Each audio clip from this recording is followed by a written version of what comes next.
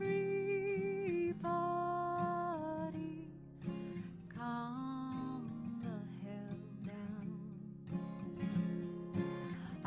I know you've been waiting for such a long time, and I know it's so frustrating to stand in line that's going so slow. How aggravating, so many people have to exist in front of you.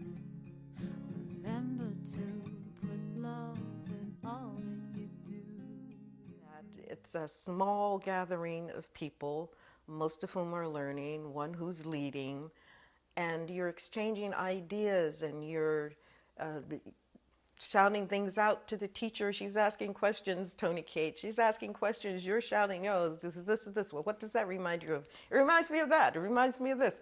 And so everybody is jumping in and learning from each other and supporting each other and doing the very best that we could. The writing was, as I frequently said, the writing was the key to the SEEK program. The writing program was the essence of it. The most wonderful part of it was the devotion on the part of the faculty and the staff of the program itself. There was a way in which I felt really cherished by them. I felt as if their whole, they were devoted to seeing that we became successful, functioning students on that campus and in our lives. I mean, you felt that you could tell your instructors, Barbara Christian, Addison Gale, Tony Cade, of course, anything that was happening with you because you had established a rapport. And in your writing classes, you were talking about various things. So that served as an entree to talk about other things as well.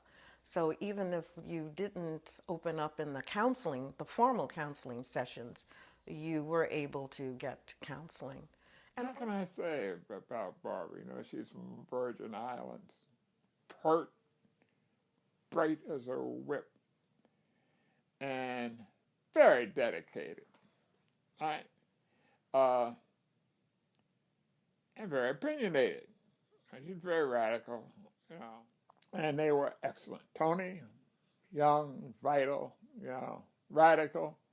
Addison, you know, had been in the Air Force, and Addison always had a pipe in his mouth, right? He wanted to be a scholar, man. He said, I'm a scholar. Addison, wherever Addison had this scholarly pipe in his mouth. Very good. And Addison Gale was a tough marker. He was a tough marker, and he took pride in being a tough marker.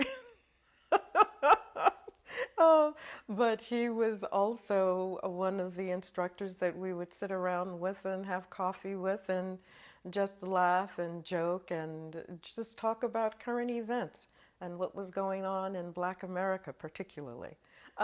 We had smaller papers and larger papers that we had to turn in. We would have quizzes, we would have exams.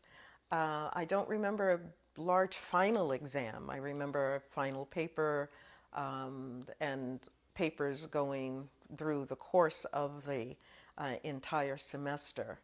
And that was good because we had pressure for final exams in our other classes.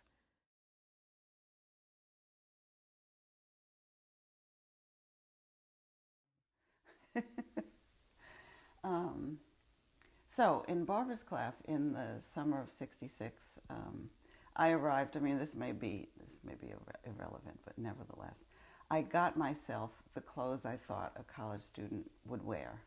I went down to the village. I got certain shoes. I had a certain bag. I carried my things a particular way, but mainly the classroom, which I can actually see in my mind's eye right now. It was in Mott Hall. There were probably about 8 or 9 of us in the room. Barbara assigned a couple of books, Native Son, Invisible Man. We listened to her. We read those books. We listened to her give us really kind of brief lecture slash, discussion starter. Exciting. She walked around the room talking to us, looking at us in our eye. There was no blackboard. It was not a classroom designed. It was a seminar room. There was a big table. We sat around the table. The teacher walked around. Barbara Christian was amazing. She was tiny. She was a tiny person with so much knowledge and so much ability to analyze things, not just to analyze the work that you were given or the work that you did participating in class, but giving things a larger context. And what does that mean? And what does this mean? And how does that relate to this? Okay, are you going to mention this as well, in your papers, or are you going to take a different stance? The whole experience was just one of human beings engaging with ideas, and I was now a student, but I was also a person whose ideas and written words meant something to the teacher, specifically meant something in relation to what I was reading, how I was thinking about what I was reading. And her response to me was very much, she may have even written actually on the page, Marvina, at the end in her comments, Marvina, I like this or that, this is what I think you need to do. But on the pages of those papers, she responded to specific ideas and thoughts I had about the books and maybe even what she said, that made me feel like I was having a conversation with her about my thoughts. I had never had that experience before. I never had anyone actually read something I'd written, tell me what he thought about or she thought about what I'd written without a grade. And actually in this class there were no grades. It was really read, talk, write, listen to what the teacher thinks about what you're saying, look at how you might write this paper better, look at how well you did this, whatever that particular thing was. But it was the most human experience I'd ever had in the classroom. It was also everything I imagined college to be, everything, including the teacher. It was just wonderful. I never wanted those sessions to end. And I think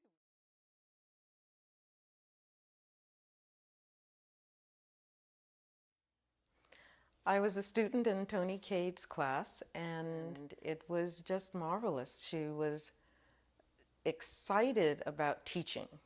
It was clear to me that it wasn't just a job to her, and that we weren't just any students, that this was an opportunity for someone who was a bit older. She wasn't terribly much older than we were, who was a bit older than we were, and had this wealth of knowledge and had seen the world and interpreted the world for herself, and was helping us to get the skills to do the same thing. Yeah. And the details of how the writing was handled and how it was evaluated, I don't remember exactly, but I do remember her being extremely supportive, and all of us as students being excited, sharing ideas, writing ideas down, getting feedback, and the feedback was constant and it was positive. And Tony Cade, looking at my work and giving me such positive reinforcement, led us to be great friends.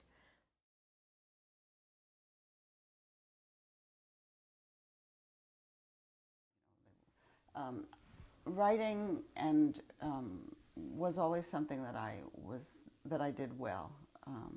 Of course, once I got to City, I realized there were things I needed to fix, and I didn't really know fully how to fix them.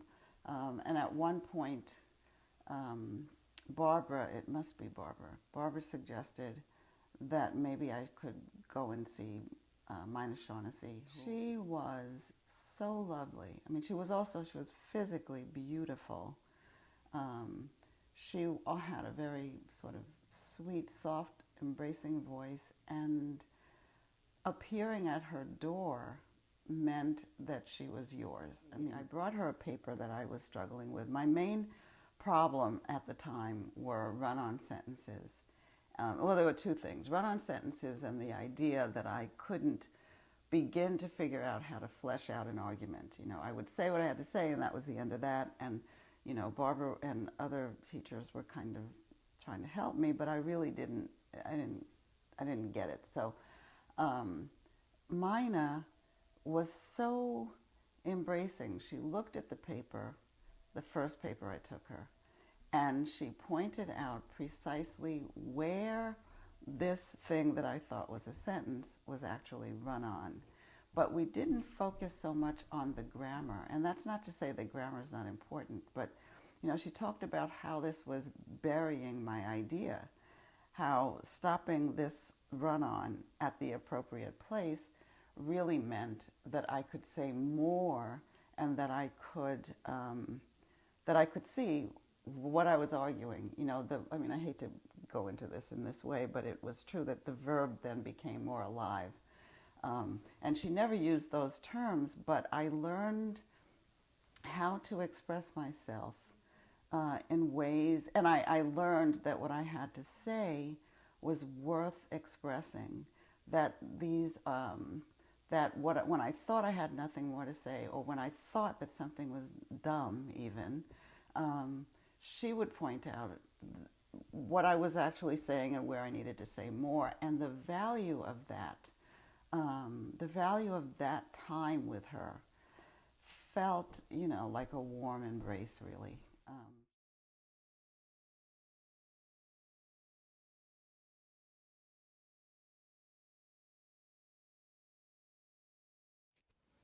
The English teachers and the English classes were very good because you had to debate, not debate so much as to support your position, whatever your position was, whether it be verbally or on paper, you know, and to be able to get the skills necessary to really lay out your ideas, your opinions of how things are and how things should be, you know, in your opinion, was very, very, excuse me, very, very good and very, very important. There was, I think, a kind of judicious mix of discipline and spontaneity. We had great teachers, Mina Shaughnessy, you know, some of the others that I've spoken about earlier, right? And those teachers meshed with the students in the sense that they took the students from where the students were and moved them up the ladder to the point where they were ready for a movement into the regular curriculum. How'd they do that? They did it by, first of all, respecting the students background, and respecting the students as individuals, and letting the students bring to the classroom, right, their own gifts and their own lives. And as the students did that, the teachers would then turn around and say, oh, very good, but now how can we make it better? And at that point, they would make it better. They'd both worked it better, make it better by adding in the rules of grammar, right?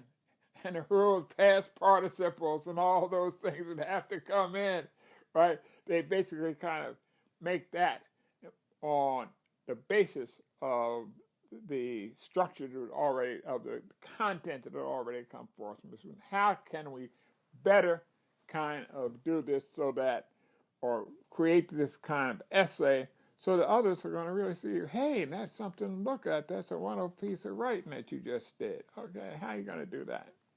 Joy. It was a lot of work, but very well worth the effort to have what is in your heart and your mind put on the paper by you, and to have it critiqued, not criticized, but critiqued by someone with an enormous brain and an enormous heart, like our instructors. It was an amazing experience.